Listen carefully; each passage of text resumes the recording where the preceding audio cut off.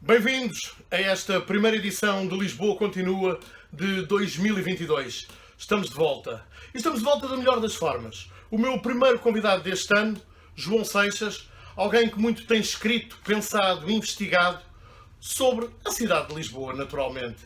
Olá, João, muito obrigado pela disponibilidade, por ter aceito o convite para integrar estas conversas sobre a cidade de Lisboa. João, em 2021, publicou, portanto há pouco tempo, o livro Lisboa em Metamorfose, onde traça um retrato a que poderíamos chamar simultaneamente diacrónico e sincrónico, ou seja, abordando a evolução por um lado, mas também apresentando uma visão global da atualidade da cidade de Lisboa, naturalmente. Há uma essência na cidade de Lisboa que se tenha mantido ao longo do tempo? Bom, Lisboa é uma cidade muito antiga. Dizer que há uma essência que se mantém ao longo de centenas ou milhares de anos não é fácil. Portanto, eu diria que, tal como para qualquer outra cidade, não é aí que residem as diferenças de Lisboa, que mais tarde poderemos falar. Tal como qualquer outra cidade, as essências de Lisboa mais profundas são o facto de ser cidade. Ou seja, ser um espaço e um tempo onde se encontram os sonhos, os anseios, as oportunidades e os desejos humanos. E isso se quiser perguntar qual é a genética de uma cidade e também qual é a genética de Lisboa, a genética é essa. É um mar de relações, de interdependências entre humanos, porque a cidade é um produto humano, por natureza, não é a natureza extra-humana que faz cidades, são os humanos. E, portanto, a sua genética, as suas componentes mais intrínsecas são as que acompanham desde sempre, desde que foi fundada até hoje e esperamos para o futuro. E é isso que é o traço que a mantém. Mas isso é importante a questão, porque muitas vezes pensamos que é muito especial uma cidade ou outra, e Lisboa também é, por outras razões, por várias razões próprias suas, mas o que a faz sustentar desde sempre é o facto de ser uma cidade que é um local onde se realizam os sonhos humanos. Uhum. Mas insisto de alguma forma nessa especificidade de Lisboa, até porque encontrei uma frase sua muito curiosa, em que diz numa entrevista: Lisboa é uma das cidades mais importantes da história da humanidade. Sim, é verdade. Porquê? Bom, porque uma parte importante da globalização, tal como a entendemos, incluindo hoje, foi através deste local. Foi a partir de Lisboa. Foi a partir de Lisboa, de um local verdadeiramente, como eu digo no livro a certa altura, de interface entre determinadas civilizações para outros territórios e para outras civilizações, com tudo o que teve de muitas luzes e de imensas sombras e de imensas coisas muito negativas e muito más, mas de facto tornou-se, a partir sobretudo dessa altura, do século XVI, dos descobrimentos, como normalmente costumamos dizer, tornou-se uma das cidades mais importantes da história da humanidade. E há outros fatores que fazem com que ela se manteve, apesar de tudo, apesar dos momentos de maior decadência, de momentos de maior incerteza. Por exemplo, o terremoto, para o melhor, obviamente que não, para o pior, mas também de uma forma inevitável, colocou o mapa de Lisboa no mapa das percepções humanas sobre aquilo que a própria natureza podia fazer às cidades e à humanidade. E, por outro lado, foi um fator de transformação inevitável, arrisco-me a dizer, sim, na cidade de Lisboa. No centro da cidade. Okay. O pós-terremoto.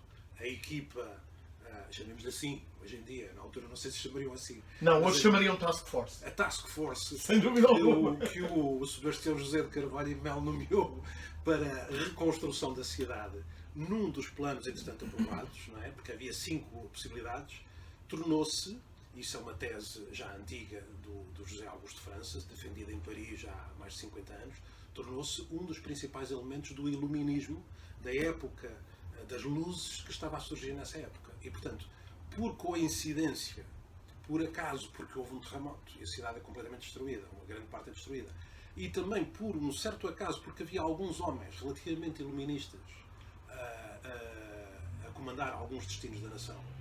Quer dizer, o Marquês era iluminista à la carte. Porque, por exemplo, para iluminar inimigos não era assim tão iluminista. Mas porque houve uma coincidência era também feliz nesse aspecto. Prático no sentido um bocadinho prático do termo, não é? Mas sim, portanto tornou-se o novo desenho do centro de Lisboa, daquilo que hoje em dia chamamos a Baixa, tornou-se um dos primeiros exemplos das épocas das luzes. Não tanto, diria eu, e disse também o José Augusto de França e outros pensadores, muito antes de mim, claro, pelo desenho, mas o desenho é importante, que é um desenho muito uniforme, muito industrialista, já na altura, mas pela transformação social e política. Os antigos poderes saem do centro da cidade, a realeza, os nobres, grande parte do clero, etc. E o centro da cidade de Lisboa é, a partir dessa reconstrução, tomado, dominado por dois novos poderes de uma época que aí vinha e que hoje em dia está em grande turbulência, que era o Estado-nação, os ministérios, à volta do Terreiro do Paço, e a burguesia capitalista. Os bancos, a banca, os grandes conglomerados comerciais, com o Império Colonial, etc. E isso formou a cidade nos séculos seguintes. Já regressaremos ao livro. Gostava de falar de um outro aspecto. Nós conhecemos aqui há uns anos, em 2018, quando o João foi um dos curadores da exposição Futuros de Lisboa. Sim. Foi de facto uma mostra bastante sui generis e bastante interessante, em que houve um convite para que diversas pessoas imaginassem futuros, como o nome indica, para a cidade de Lisboa. Não um futuro, nunca. Exatamente. Mas vários futuros, em simultâneo. E foi muito interessante porque quando digo um convite a diversas pessoas, estamos a falar desde profissionais de diferentes áreas até alunos do ensino básico, o que obviamente dá um caleidoscópio de imaginação muitíssimo agradável de encontrar. Quais é que são os fatores que mais podem contribuir para a transformação de uma cidade? É uma pergunta muito interessante. A conjugação de duas coisas, no meu entender. Primeiro, aquilo que falámos há pouco, na primeira questão, sobre a essência de uma cidade. Continua a ser muito importante e, no meu entender, é hoje em dia até mais importante do que nunca, porque a essência da cidade, em muitas partes dela, infelizmente, está em questão. Está a ser muito esbatida a nossa capacidade relacional, está a ser muito esbatida a nossa capacidade de densidade de encontro uns com os outros. Agora a pandemia, então foi pior ainda. Já lá iremos encontrando. Claro, mas de qualquer modo afetou muito a pandemia os locais onde há mais humanidade, que é nas cidades, obviamente, e portanto, toda esse capital relacional que é essencial. Portanto, essa é uma base. A outra base é como a partir daí se cria o novo, a evolução. E aí eu chamaria mais uma vez a genética, a biologia, e diria que a evolução existe quando há diversidade, quando há mistura. Que é coisa que nunca faltou a esta cidade. Sim, mas convém estar atento. Quando há diferentes no mesmo espaço, que se encontram todos os dias, ou quase todos os dias, pessoas diferentes, com gostos diferentes, com ideias diferentes, com cores diferentes, com modos diferentes. É essa a principal essência da cidade, até nesse aspecto genético, quase que é a mistura. Não é? E aí é que a cidade evolui. Aliás, parece quase um axioma darwiniano, não é? A evolução acontece quando há diferença, quando há encontro com o diferente e depois o cérebro, a mente, evolui a partir daí. No fundo, quando a informação distinta entra em confronto, no bom sentido do termo. Exatamente. Ou em conflito até mesmo. Em confronto e conflito. Claro. Exatamente. Houve uma entrevista que o João deu nessa altura, em 2018, em que dizia: vivemos tempos de mudança. Obviamente que não podia adivinhar, como se costuma dizer, o que aí vinha. Tudo o que temos vindo a passar com estes 2 anos, para o bem e para o mal, que vão ficar para a história, sem dúvida alguma, o que é que já é possível perceber que isto trouxe para a cidade? Certo. Bom, viver tempos de mudança, vivemos sempre, como já dizia o Luís Lá Vaz. para ali se diz, sim. E o Luís Vaz, há uns tempos atrás. Todos Mudam-se os tempos, mudam-se as relações. E todo o tempo é feito de mudança. Exatamente. Agora, todo mundo é feito Mas tomando sempre novas qualidades. muito bem, é isso mesmo. Mas nem de propósito, exatamente. Agora, digamos o verso Exato, todo. muito bem apanhado, concluído. Agora, o que é que acontece? Eu estou em crer, e muitos estamos assim refletimos sobre estas questões, que neste momento estamos a assistir, neste momento, enfim, em termos de momento histórico, da época, antes da pandemia até inclusive, estamos a viver uma grande mudança na história da humanidade. Tal como há pouco falámos da época do grande terremoto. E a evolução, o início da época das luzes e o início de uma nova era que surgiu na altura, que era a era industrial. Hoje em dia estamos a assistir ao advento de uma nova era, chamemos para já, ainda é muito cedo, talvez daqui a 50 anos, os historiadores, ou 100 anos, dirão o que é que foi esta época, é o advento de uma era que se chama para já era digital.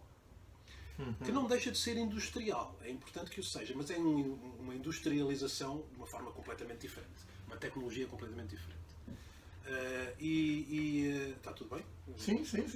E, portanto, o que estamos a viver neste momento é uma transformação profunda de paradigma civilizacional que põe em questão muitas das estruturas, das instituições, das nossas próprias bases de conhecimento que foram formadas nas épocas anteriores, desde o século XIX e XX, digamos assim. E, portanto, estamos a viver uma mudança, no meu entender, que é muito mais transversal do que as mudanças anteriores, nas décadas anteriores, e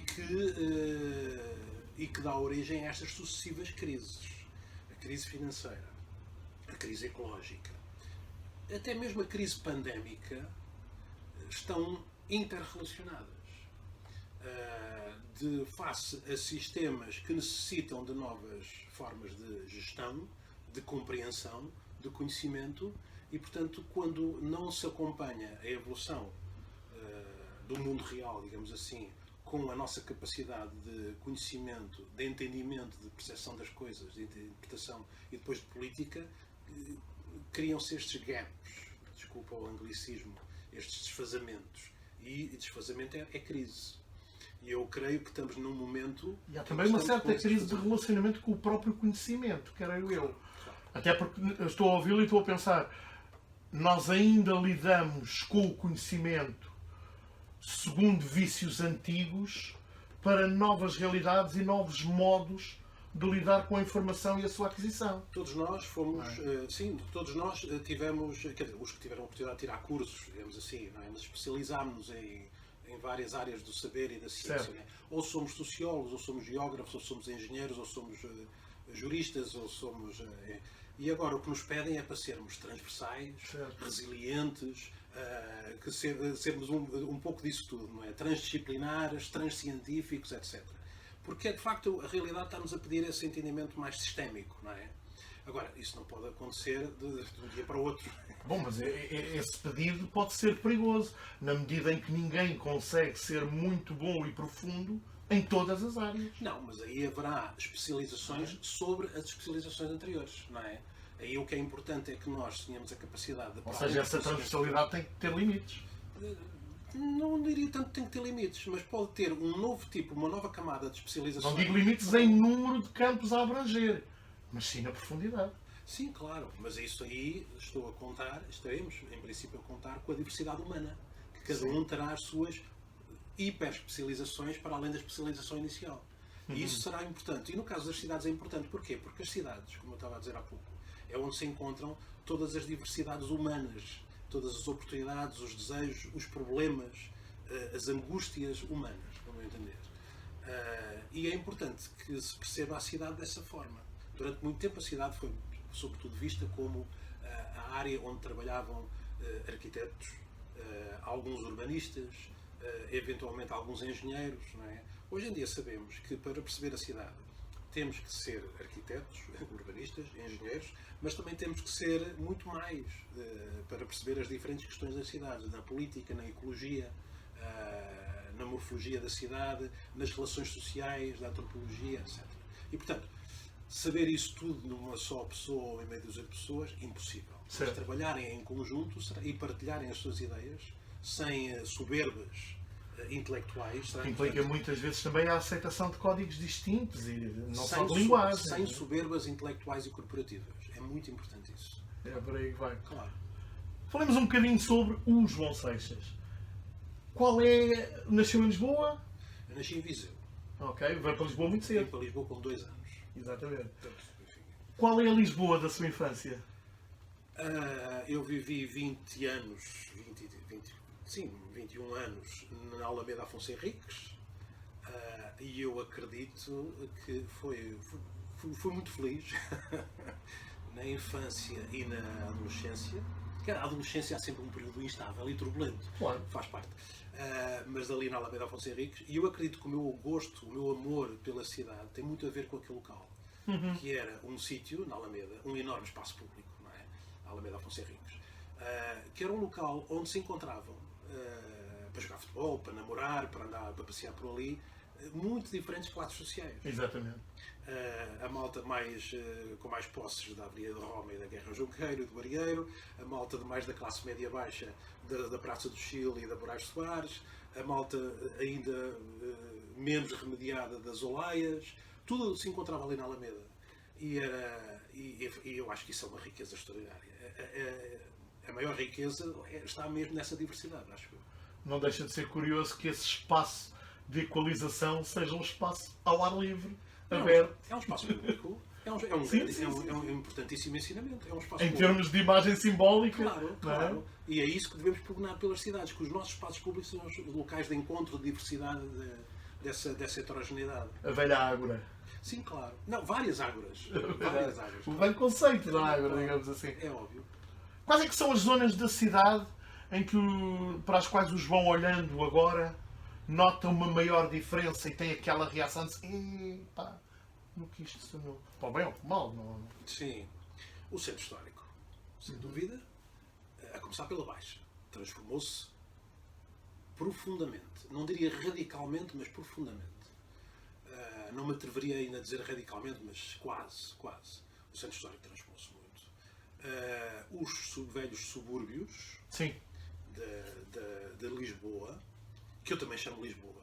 Quando me pergunta sobre Lisboa, a Lisboa que eu tenho na cabeça não é apenas o município, é toda a região metropolitana onde vivem A chamada área pessoas. metropolitana de Lisboa, exatamente. No mínimo. E, portanto, os subúrbios, quando eu era muito jovem, eu lembro-me de ver os subúrbios, de ir ver com o meu pai, ir ao Cacém, ir à Brandoa, ir a Rio de Moro, e a ruas que eram de lama, e uma situação absolutamente incrível ali naqueles locais. E hoje em dia, embora muitos deles ainda continuem a necessitar muito, eu acho que os grandes investimentos nossos para o futuro devem estar ainda nesses locais, mas houve uma transformação muito importante desses locais. Houve um esforço hercúleo para transformar estes locais, os subúrbios, com muito mais qualidade de vida. E isso foi muito difícil ao longo de muitas décadas, e eu creio ainda que os lisboetas mais centrais, que estão aqui nesta zona mais central, não conhecem estas realidades periféricas e que, em vez de apenas ir de vez em quando a Paris ou a Londres ou a Barcelona, bastava apanhar o metropolitano, a linha amarela ir até Odivelas ou a linha azul ir até a Amadora, para perceberem o que é que está a riqueza e, ao mesmo tempo, há muitas das necessidades que ainda existem naqueles locais, que é onde estão a maior parte das pessoas. João, se formos ver neste momento, portanto, eu estava a falar há pouco, Carmo Totana tem quase 3 milhões de pessoas, não é? O município de Lisboa, que há 50 anos atrás tinha mais de metade da população de toda a metrópole, neste momento tem menos de 20%. Menos de um quinto. Onde é que estão as pessoas? Fora do município. E é este mindset que ainda não transformámos de todo. Portanto, foi quase, se quiser, o meu objetivo principal ao fazer este livro, da Lisboa em Metamorfose. Falar das transformações de Lisboa, mas em primeiro lugar, por isso é que o primeiro capítulo se chama Lisboa, é mostrar o que é de facto Lisboa. Porque no nosso mindset ainda continuamos a pensar que Lisboa é este centro, não é? Se formos ver os jornais, se formos ver os mídias, a maior parte das pessoas, quando fala de Lisboa, fala deste coração. Quase nada para além do município. O que é extremamente injusto para 80%, mais de 80% da população que vive nesse sistema. Está a ver? Claro que algumas centralidades existem e que têm a sua força própria, até histórica, em Cascais, em Setúbal, em Almada, mas nos interstícios, não é? Há centenas de milhares de pessoas que não se sentem de todo representadas nas narrativas, como se costuma dizer assim. E é isto que é preciso, este mindset que é preciso transformar, no meu entender. Falou aí até do título de um dos capítulos, e eu estou a ouvir o seu raciocínio e estou-me a lembrar do título de um outro capítulo, que é A Metrópole Alegre e Triste. Sim. E que é, obviamente, uma pescadela de olho a um livro publicado em 1959, claro. O Lisboa Alegre e Triste. Claro. Já não é a mesma Lisboa. Não, de forma alguma. Mas, claro. Mas os olhares são parecidos. As fotografias que eles tiraram na altura, sim, e que mostravam uma Lisboa alegre e triste, exato, mas com muita pobreza, se formos ver hoje em dia em muitos destes subúrbios, e até mesmo aqui no centro, em alguns locais aqui perto no Bairro Alto, ainda em Chelas e por aí fora, ainda há muita incerteza em relação ao presente e ao futuro. Portanto, eu quis fazer essa relação, ao mesmo tempo que mostrava que já não era a cidade triste e alegre, ou alegre e triste, mas era a metrópole. Foi um bocado nesse sentido. O João é doutorado em Geografia, tem uma formação sólida na área da economia. Como é que as pessoas podem entender hoje que o urbanismo, ao contrário do que se pensou se calhar durante algum tempo, não tem apenas preocupações estéticas, mas melhora a sua qualidade de vida de uma forma concreta, palpável, se quiser? Deus me livre se o urbanismo tivesse claro. preocupações. Claro, mas durante muito tempo havia um pouco essa lógica, não é? O urbanismo é um primo da arquitetura, isto é para ser bonito e tal, modernado. E não se percebia o sentido prático, pragmático, que o urbanismo pode e deve transportar em si. Eu creio que é, mais uma vez, uma percepção ainda insuficiente do que é o urbanismo. O urbanismo foi, durante décadas, muitas décadas, uma das forças mais importantes para o desenvolvimento das sociedades. Uhum. Sobretudo a seguir à Segunda Guerra Mundial, mas também um bocado antes, sobretudo nos países mais desenvolvidos, Inglaterra, França, Alemanha, etc. A construção de cidade. A construção de cidade promoveu a economia, deu direitos humanos, deu direitos sociais, deu oportunidades para milhões e milhões e milhões de pessoas. E o urbanismo proporcionou isso de uma forma de coordenação, de pensamento. Não é? E o urbanismo, desde há algumas 2, 3 décadas, tem estado em crise. Porquê? Porque, entretanto, aquilo que era também, ao mesmo tempo, as bases pelas quais o urbanismo se materializava, que era a economia com finança, as famílias com capacidade de compra ou arrendamento de casa e com capacidade de endividamento. Desculpe se eu estou a ser demasiado professoral, mas é importante essas coisas. A banca a poder emprestar, as empresas a faturar, os políticos a gostar, toda a gente a votar nestes políticos e nesta construção, começou a falir desde há alguns anos. A crise de 2007, 2008 é uma prova evidente disso. Exatamente. E, portanto, o que temos hoje em dia é um urbanismo que tem que mudar. E, portanto, há muitas dúvidas sobre o urbanismo, mas eu acho que, tenho certeza que o urbanismo do futuro tem que se transformar em relação àquilo que era o urbanismo do passado, com certeza que sim, mas há oportunidades fantásticas para um novo tipo de urbanismo que perceba o novo tipo de cidade que queremos para o futuro. Dos aspectos... Espero não estar a ser demasiado teórico. Não. Perfeitamente compreensível. Há um episódio que vem referido no livro que é um episódio que eu gosto especialmente, que é o primeiro automóvel que veio para Portugal e que faz a sua viagem a partir de Lisboa para Santiago do Cacém. Exato.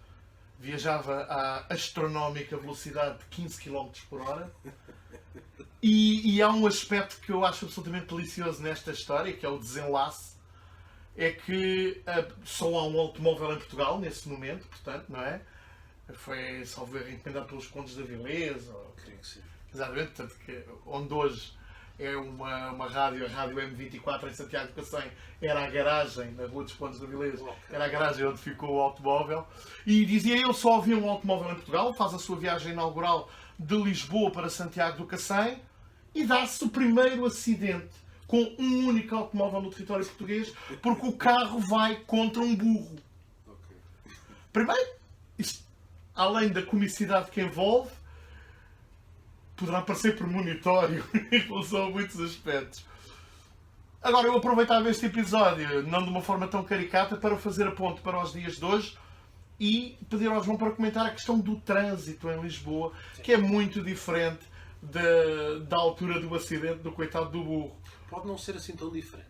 Então, Um dos estudos que eu gosto de referir, que já tem uns bons anos, feito em Londres, mostra o seguinte, que há 100 anos atrás, ou mais de 100 anos, quando ainda não, o automóvel ainda não era de todo predominante nas ruas de Londres, e este estudo foi muito bem feito, a velocidade média com que se andava em Londres era, vou falar um bocado de cor, não tenho agora aqui o estudo, era tipo 12 milhas por hora.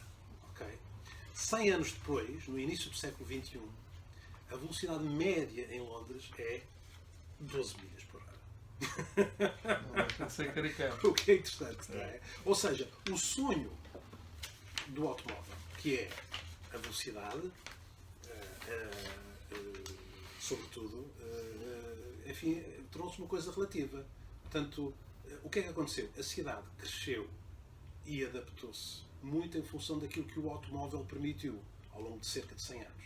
O automóvel foi o verdadeiro motor de explosão, não é? Passa o pleonasmo das cidades, que explodiram literalmente, é o meu segundo capítulo, que chama-se Explosão, explodiram pelo território à volta, não é?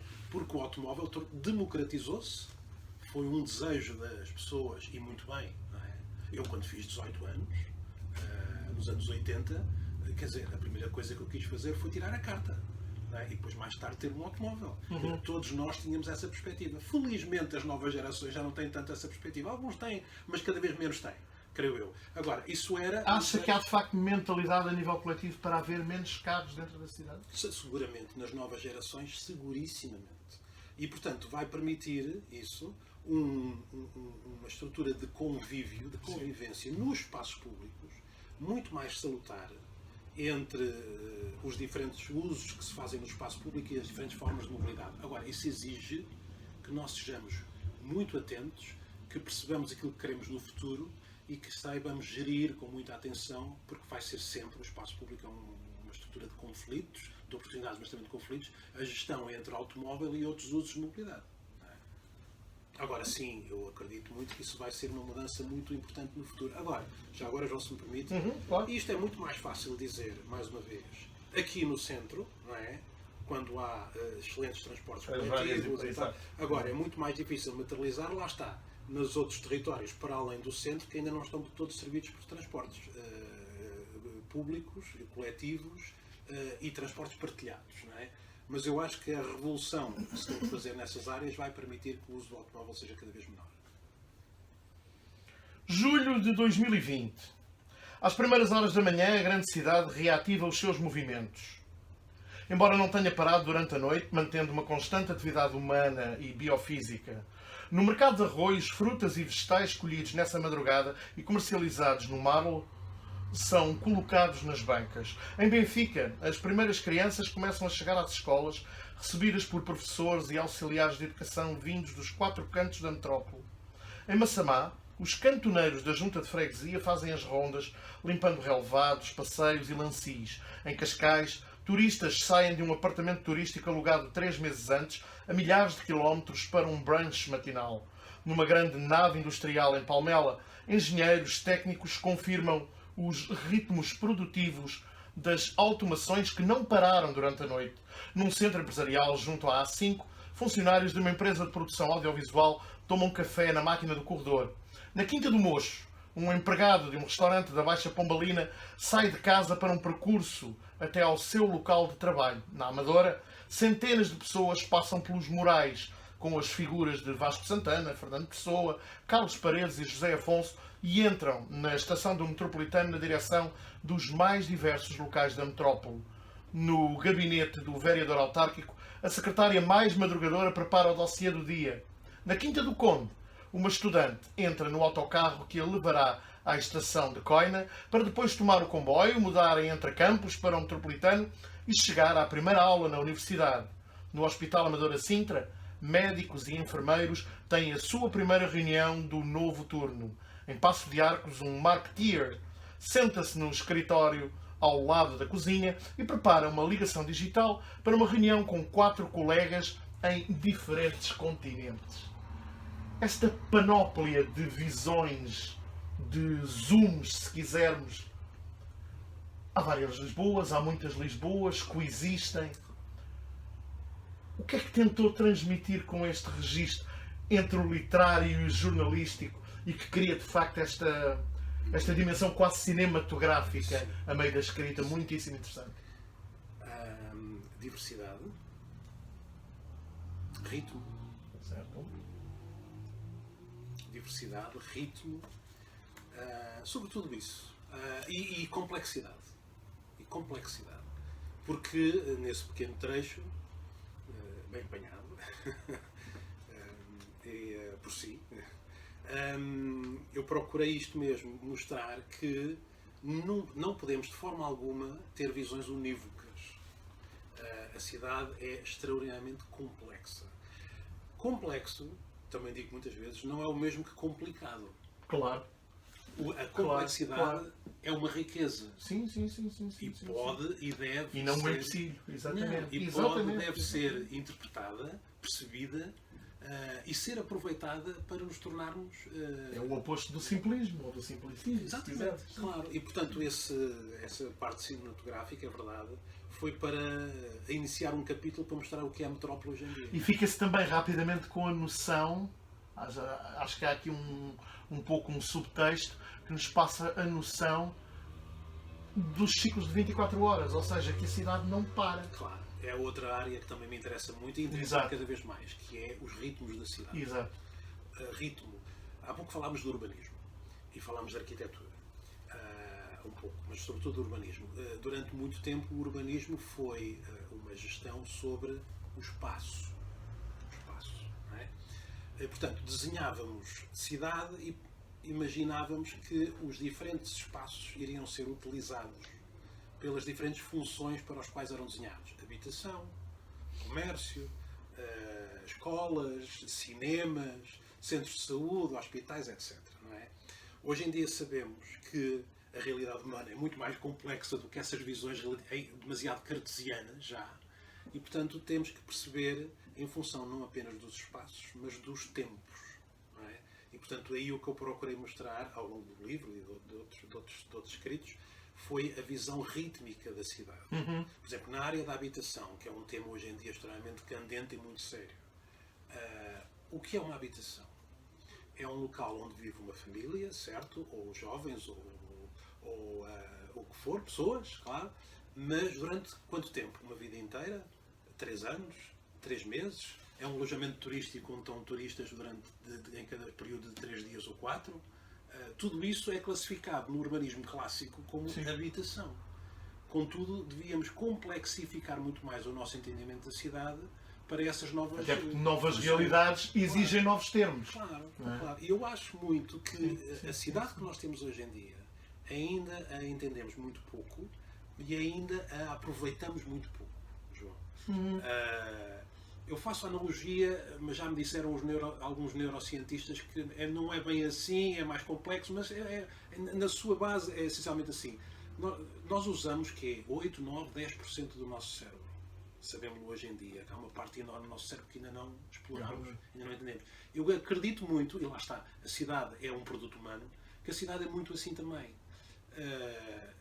As nossas casas, os espaços da cidade, os espaços públicos e os espaços privados, se forem muito mais usados, eu acho que é uma explosão de oportunidades e de diversidades inimaginável hoje em dia.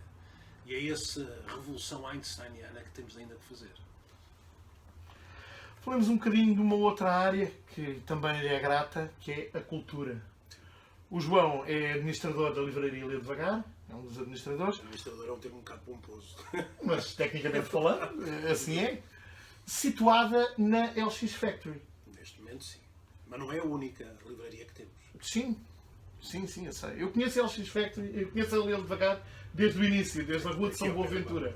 Desde a Rua de São Boaventura, na antiga Litografia Nacional.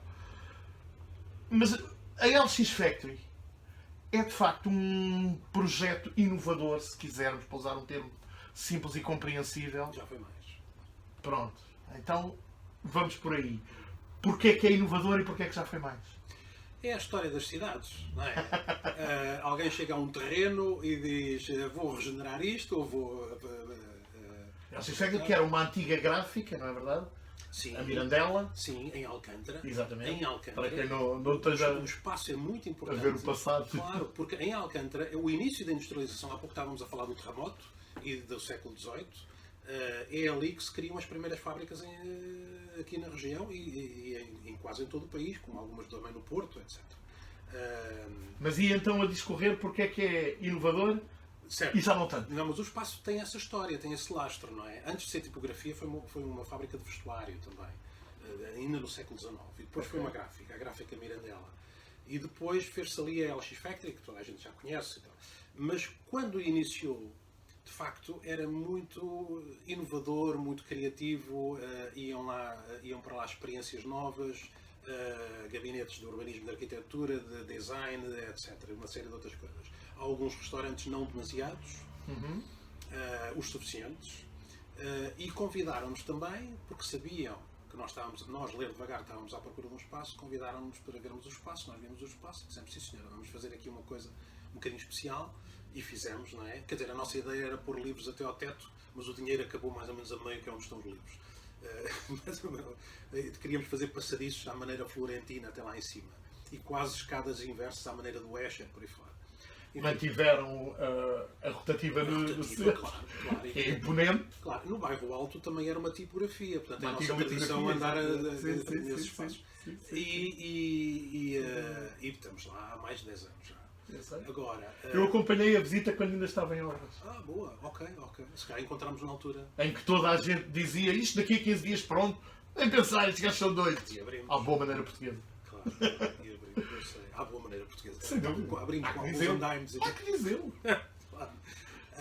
Hoje em dia a LX Factory já não é tão inovadora. Porquê? Não. Era essa parte que eu queria ouvir. Porque tem havido uma tendência, e é uma tendência que os mercados, chamemos assim, têm. Os mercados. Sim, os mercados. Essa expressão traz ecos. Não, de todo. Também há tendências. Os Estados também têm tendências. Certo. Os mercados têm tendências. Os Estados têm tendências. Dentro dos mercados há mercados e há mercados. Há mercados muito diferenciados. Consoante estamos a falar de mercados de livros ou de água ou de solo imobiliário, etc. Há mercados muito diferenciados. Mas há uma certa tendência em alguma especialização. Em alguns mercados. Diria eu. E, portanto, foi o que aconteceu um pouco ali. Neste momento vamos à LX Factory e está cheio de bares e de restaurantes. Sim. Porque é algo que dá muito mais rentabilidade ao proprietário, aos gestores do espaço. Não é? O que nos deixa algo desconfortáveis. Porque nós preferíamos estar num local que fosse verdadeiramente urbano. Que tivesse muito mais diversidade. Fosse criativo, sem dúvida nenhuma. Especial, sem dúvida nenhuma. É porque o é, ou tem sido, mas hoje em dia está a perder uma diversidade que era na altura importante.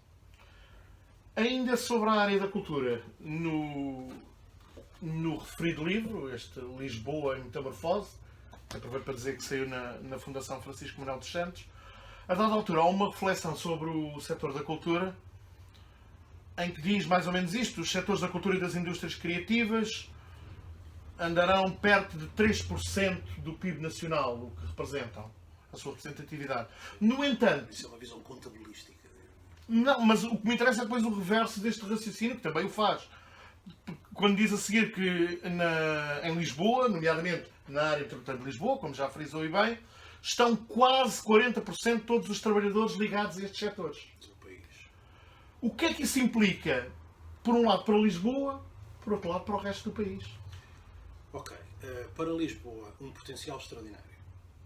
Porque termos aqui, nesta região, este potencial, estas qualificações, estes conhecimentos, estas vontades de trabalhar nestes setores, não é?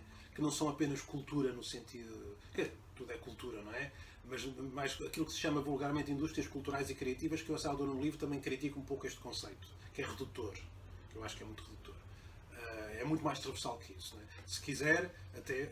Eu não estou completamente brigueira, até se costuma dizer que há contabilidade criativa. A criatividade pode estar em todas as coisas. Mas é verdade. Agora, há de facto este potencial. Isso são as mesmas pessoas que dizem que os números estruturados dizem aquilo que nós quisermos. Perfeitamente. É isso, isso também é criativo. Isso é criativo. Torturados, vistos de uma determinada forma, a câmara ser mostrada de determinado horizonte, etc. Exatamente. Bom, mas portanto eu acho que é um potencial extraordinário. E as novas gerações são muito mais qualificadas e que lá está, tal como há pouco eu referi, que ainda temos a explorar imenso daquilo que a cidade pode ser e pode nos transmitir e nós podemos dar, também o mesmo acontece com este potencial humano que aqui existe. Em relação ao país, enfim, isso é outra parte muito importante da história de Lisboa e do país, que nós vivemos e estamos num país que há séculos fundiu o Estado com a nação. E a capital do país tem sido, durante demasiados séculos, dona e senhora do pensamento, da visão, o que não é benéfico nem para o país, e aí é uma parte do livro que me interessa particularmente, nem para ela própria. Pois. O centralismo de Lisboa não beneficia nem o país, Tantas vezes falar da macrocefalia. nem a própria cidade de Lisboa, a cidade e a região metropolitana. Não beneficia nenhum território. Nós somos dos países mais centralizados da Europa, continuamos a sê-lo, quase toda a Europa já procedeu a vagas de descentralização. O que é a descentralização? Para quem nos está a ouvir, é mais competências, mais capacidades políticas para outras escalas que não a do Estado-nação. Para as autarquias, câmaras municipais, para as regiões, para as juntas de freguesia, etc. Temos muito medo de fazer isso, quando todos os outros países já o fizeram. Temos medo que vamos cair na corrupção, que o poder vai cair na rua. Bem, isso não aconteceu nos outros países. Muito pelo contrário. A corrupção a ter que existir, existirá em qualquer... Eu diria até inclusivamente, embora não seja especialista na área, assim. que às vezes até a corrupção mais lá em cima é mais invisível, mas é muito mais transversal. Estamos a falar dessa diversificação e dessa divisão, se quisermos, dessa utilização de uma forma diversificada dos meios a nível nacional, mas há um outro aspecto que também já referiu aí um pouco de passagem, que foi a questão das juntas de freguesia. Há cerca de 11 anos o João esteve envolvido na reestruturação de todo o organograma, toda a orgânica, digamos assim, das juntas de freguesia na cidade de Lisboa, que sofreram uma grande volta, se assim podemos dizer. 11 anos depois, é uma década e picos, já se consegue olhar com algum distanciamento. O que é que isso permitiu fazer de novo? O que é que isso trouxe de novo? O que é que faria diferente sabendo o que sabe hoje? Ok. Foi um processo muito importante. Foi talvez o único processo de descentralização que houve em Portugal nas décadas mais recentes. Foi o das juntas de freguesia de Lisboa. Em que se deu... As pessoas normalmente dizem que desapareceram freguesias, falam muito de uma forma muito escatológica, desapareceu e desapareceu. Eu costumo dizer exatamente o contrário. Não. Nasceu um verdadeiro poder de proximidade na cidade de Lisboa. E que ainda é necessário fazê-lo para o resto do país. Há muitas juntas de freguesia que estão a fazer isso. Que desapareceram, de facto. Sim, mas houve outras coisas que foram criadas. Sim. É como na Uma natureza. coisa não invalida a outra. Houve alguns que desapareceram, mas eram muito frágeis, embora tivessem algumas... A freguesia onde eu nasci não existe. Mas existe uma nova, Exato. que neste momento tem Claro, uma não. capacidade de gestão de cada bairro diferente. Eu gostava até que fosse mais reforçada, com mais capacidades financeiras, com mais recursos humanos. Eu gostava muito que os meus alunos formados em Geografia, ou outros formados em Economia, em Urbanismo, etc., fossem um dia trabalhar nas juntas de freguesia. Não só de Lisboa, mas do país, para tratar... As juntas tornaram-se pequenas câmaras, não? Pelo menos as que perceberam a lógica da coisa. Ainda não. Não? Ainda não. Ainda. Mas eu gostava que se tornassem. Ok. Exato. Porque isso quer dizer que atingiam um estádio interessante e importante de maturidade. Agora, foram criadas, como o João disse, há 10 anos. Isto é um processo. Claro. É longo, é cultural, é estrutural, é político. Há depois uma mudança de gerações, não é? E depois há outras coisas com as quais não podemos propriamente, estar em cima, que é as diferentes personalidades de presidentes de junta, dos diferentes executivos, por aí fora, não é? Que nas últimas eleições autárquicas foram muito faladas e era natural que assim acontecesse. Mas daí também eu ter essa percepção que alguns deles, se calhar, perceberam essa nova realidade e o que é que lhes permitiria fazer, e outros continuaram a lidar com a nova realidade com uma mentalidade vinda da anterior. De certa forma, sim. É? Uns já estão, de facto, uns e as suas equipas, porque isso é um dos elementos mais importantes também, que era a reforma foi feita para que o poder autárquico, no caso de proximidade, não fosse demasiado dependente de pessoas. De pessoas no sentido de uma pessoa, ou do João, ou do José, ou da Maria. Sim. Não é? A verdadeira reforma da administração do Estado e da ação pública em Portugal como em qualquer outro local será para tornarmos as instituições muito mais inteligentes e que não dependam de nenhum salvador. Que os que cheguem, que os nossos representantes tenham a capacidade de lançar políticas progressistas e importantes e inovadoras, mas que a máquina, quer dizer, não esteja provavelmente à espera deles. Não é? Eu estou a sorrir a olhar para si porque, de facto, os portugueses têm muito essa tendência de fulanizar a solução, não é? Porque o sistema político-administrativo ainda está pouco maduro em muitas áreas. Não, mas não está, obviamente. Há quem diga que já vem desde o Dom Sebastião, que a coisa é antiga. E que já está aí enraizada. Mas isso levava-nos muito longe. Os lisboetas têm noção das possibilidades da sua cidade? Acha que os lisboetas participam hoje em dia mais nas decisões sobre a sua cidade, tendo essa percepção ou não? Não, isso é uma das áreas que ainda está muitíssimo longe daquilo que pode ser. Participam mais do que há 10 anos. São mais exigentes do que há 10 anos. Há 10, não é preciso mais do que isso. Não é? Olhando para a história urbana, não apenas de Lisboa, mas das cidades no mundo, em grande medida, quando houve saltos inovadores de verdadeiro progresso, foi muito por influência de movimentos de cidadãos que exigiram que a cidade se transformasse. Sim. Em Barcelona, em Paris, em alguns momentos em Lisboa, no Porto, etc. A história urbana mostra-nos isso. E eu creio que estamos numa altura em que, mais uma vez, a cidade cívica, a cidade dos cidadãos, precisa de chegar-se à frente, verdadeiramente. Porque, em muitos casos, a cidade institucional não está a conseguir resolver uma série de questões. Portanto, precisamos, mais uma vez, como cidadãos, nos chegar mais à frente e empurrar, no bom sentido, a cidade política e institucional para se transformar, para resolver os problemas do presente. Porque esses gaps são grandes neste momento. Houve iniciativas relativamente recentes, como, por exemplo, os orçamentos participativos, que já são, de alguma forma, demonstrações dessa mentalidade. Sim, foi uma fase. Sim. Faz parte, ainda são muito... Algo que não existia. Claro, mas é uma fase. Agora temos que passar para outro tipo de instrumentos, muito mais sofisticados, em que os cidadãos participam de uma forma muito mais permanente, muito mais ativa, muito mais exigente. Acha que, por exemplo, havendo uma maior consciência da maioria das pessoas sobre essas transformações que ocorreram, por exemplo, em relação às juntas de freguesia, haveria uma maior participação por parte deles? Sim, um dos elementos mais importantes para o cidadão participar chama-se informação. Certo. Conhecimento foi também o objetivo meu principal para este livro. E através desta editora, que é da divulgação mais geral, não é? Sim. Proporcionar, quer dizer, a minha visão sobre as coisas, quer dizer, eu espero que cada leitor depois faça a sua interpretação. Claro. Sobre o que é a cidade de Lisboa e como tem estado a evoluir. Encontrei também uma frase muito curiosa. Uma favela do Rio de Janeiro, ou um bairro na Amadora carenciado, é mais cidade do que condomínios fechados. Certo.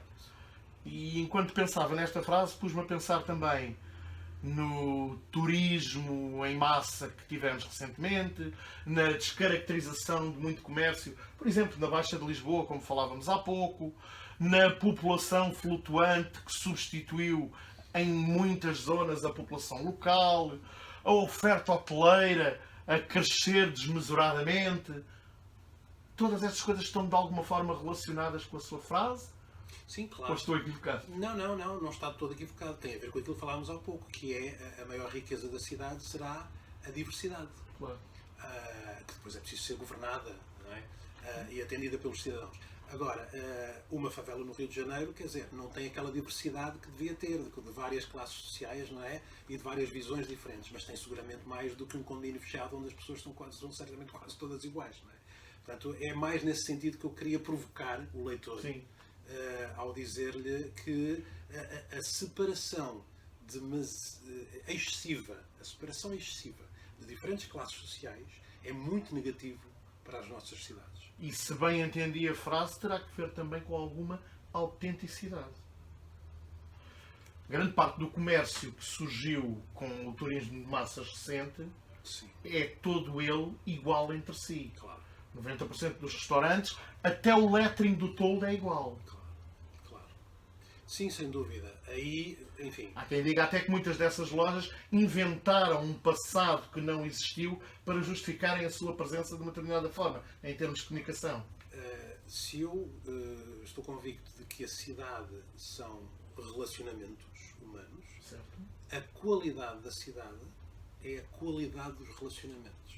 E a qualidade dos relacionamentos, isto é que é a pura cultura, Certo. a qualidade dos relacionamentos tem a ver com a sua espessura dos relacionamentos. E a espessura dos relacionamentos, se for toda igualizada e banalizada, é fina, não é? Enquanto que E se frágil. e muito frágil, claro, e pode quebrar com qualquer pandemia, grande ou pequena. Exatamente. Enquanto que se houver história, relacionamento humano, intensidade e alguma espessura nestas trocas, será completamente diferente. Há um outro aspecto que eu não queria deixar de lhe perguntar, estamos quase no fim. Feira da Ladra, Feira da Bagageira, os mercados de alfarrabistas no Chiado, no Jardim Constantino, os mercados de bairro no Arco do Cego, em Campolide, na Paiva Coceiro. A importância destes eventos para a cidade.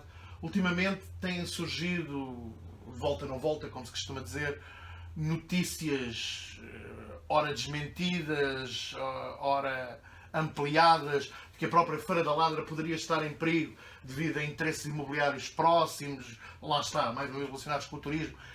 Esta quantidade de feiras, de mercados de rua, nós estamos aqui a falar muito perto do Príncipe Real, onde regularmente há também feiras de alfarrabistas, de produtos biológicos.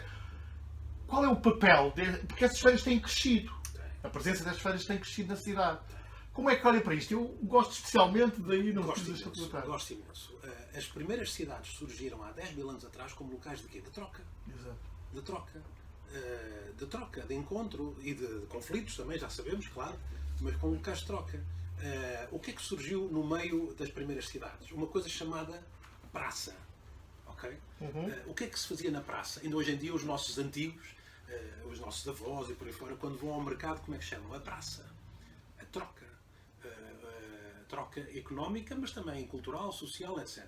E, portanto, encher as cidades destas trocas, eu acho que estamos a dinamizá-las bem. Acho muito positivo. E são acontecimentos, digamos assim, que acabam por ter diversas dimensões. Não é? A dimensão sociológica, a dimensão económica, às vezes quase uma dimensão política da forma como são escolhidos, o tipo de vendedores e de produtos. Claro. Há quase que uma linguagem subjacente a essas feiras. Eu gosto imenso das feiras e dos mercados. Eu, quando era miúdo, eu cheguei a ter uma pequena banca com um amigo que conhece o Jaime durante algumas semanas na Feira da Ladra, onde vendemos umas coisitas. Que eu frequento regularmente, gosto muito. Eu também gosto imenso, e hoje em dia vou lá e tal. E que não esteja em perigo. Não, e obviamente que não esteja em perigo. E que não esteja em perigo. Isso seria particularmente grave do desconhecimento das entidades do que é uma cidade. E da própria história da Feira da Ladra. Não, é inconcebível imaginar que isso possa acontecer e eu espero que a cidadania, se isso algum dia, algum live dessa possibilidade, eu também ouvi esses lives, mas não...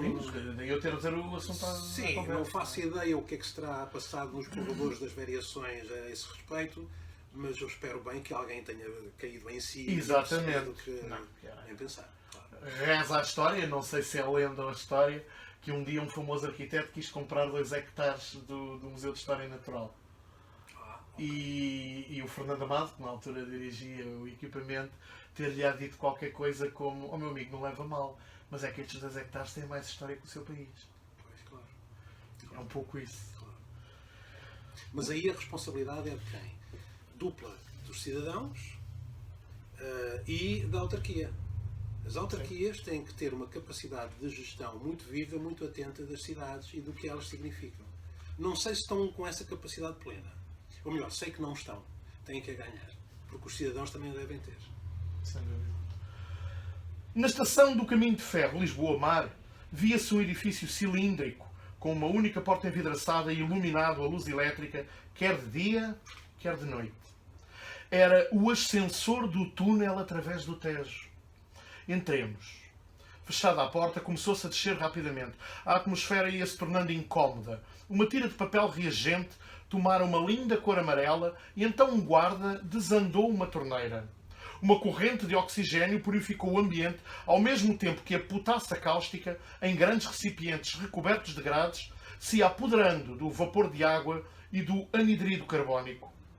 Durou esta descida 2 minutos, findos os quais os passageiros se encontraram a 100 metros abaixo do nível da estação. E um pouco mais à frente, continua a descrição. Nesta linha havia comboios de 5 em 5 minutos para a ligação de Lisboa à outra banda. E também à estação subterrânea vinham ter os comboios de luxo do Alentejo. As locomotivas para serviço do túnel tinham uma forma singular. Eram precedidas por um cone muito agudo, com o vértice voltado no sentido da marcha. A base do cone circuitava o túnel, mas em toda a superfície cónica apenas havia 3 aberturas no sentido das geratrizes. Uma para o condutor da eletricidade suspenso na parte superior do túnel e as outras 2 para a passagem sobre os carris. As carruagens de luxo da linha alentejana eram todas iluminadas à luz elétrica, de corredor lateral, com 6 pares de rodas, todas em bogies, de maneira que se amoldavam aos raios das mais apertadas curvas. Numa das extremidades do carro havia um quarto de toilette com todos os regalos e confortos da civilização. Não se percebia trepidação alguma, graças às combinações das molas de suspensão e aos amortecedores hidráulicos das vibrações. Como disse há pouco, nós conhecemos na altura por causa da exposição dos futuros de Lisboa. Fiel de Almeida. O Mel de Matos. Exato. E pouco tempo depois, uns meses depois, tivemos a oportunidade de conversar mais aprofundadamente durante o Fórum Fantástico. E esta é uma passagem do livro Lisboa no ano 2000, de Mel de Matos, escrito em 1906. É possível em 2022 escrever Lisboa daqui a 100 anos? Claro que é possível. E deve ser feito. Nem que seja de nada disso acontecer. Mas é muito importante termos visões de futuro. Muito importante. Tal como na altura, tal como em qualquer outra época. Mas sobretudo nesta época, que andamos muito presos à espuma dos dias, andamos sempre agarrados aos Facebooks de cotidianos, é muito importante termos perspectivas de futuro. Sobretudo hoje em dia, quando há tanta incerteza. Não é? As perspectivas de futuro, quando são várias, quando são muito diversas, quando são discutidas na praça pública, quando são mostradas em livros, em filmes, em bandas desenhadas, etc., são muito estimulantes. Eu acho que estamos muito a precisar destas visões de futuro. Agora, Lisboa no ano 2100, enfim, o tempo está muito rápido, muito vertiginoso, sim. E, portanto, será um exercício, eu não sei se mais difícil do que no início do século XX, mas tão desafiante como na altura também. Não posso pôr na figura, não podemos pôr na figura destes homens da altura. Mas eu acho que esse exercício deve ser feito para uma cidade que será não tão industrialista como aquilo que eles imaginavam na altura, mas certamente também com uma rede metropolitana ferroviária de luxo e de qualidade para todos, claro que sim. Eu creio que era o metropolitano que ia até ao Seixal, acho eu. Ainda não fizemos isso, devíamos fazer, mas eu acho que neste novo século... E havia um túnel no Tejo. Claro, é perfeitamente possível, embora, quer dizer, o estuário seja bastante fundo. Precisamos neste novo século que as utopias sejam muito mais ecológicas, que vão para além da humanidade, que se interliguem com a natureza, sobretudo. Mas que percebam a importância de, na humanidade, termos os direitos para todos. Portanto, a transformação ecológica da cidade, que deve ser feita, não é? Interligar. Durante séculos, milénios, a cidade foi pela natureza dentro, não é? Penetrou ao longo da natureza. Agora é necessário que a natureza penetre de novo na cidade. E as duas beneficiem com este novo tipo de casamento. E o faça pacificamente. E socialmente. Porque os desafios ecológicos que temos pela frente têm que ser feitos com o apoio da sociedade. Se há muita gente que sente que o facto de agora ter menos carro, estávamos a falar há pouco, ou o emprego pode estar em causa, isso quer dizer, pode perigar esta transição. Temos que a fazer de uma forma muito inteligente, com a inclusão de todos. Lá está, se isso for feito de uma forma planeada e articulada, claro, será de uma forma pacífica. Claro. Se for a natureza por si só a querer acertar as contas, infelizmente está à vista o que pode acontecer. Claro, é evidente. Portanto, o que temos pela frente, enfim, é um trabalho importante. Eu acho que, ao contrário do que se pode pensar, acho que ser urbanista hoje em dia e para o futuro é fascinante. Porque há todas essas potencialidades que existem. Sem dúvida. João, mesmo para terminarmos a nossa conversa, peço que conclua a frase como lhe ocorra. A minha Lisboa é... A que eu quero ou aquilo que existe hoje? A minha Lisboa é uma cidade viva, uma cidade para todos. E não é pouco. Muito obrigado, João. Foi um gosto.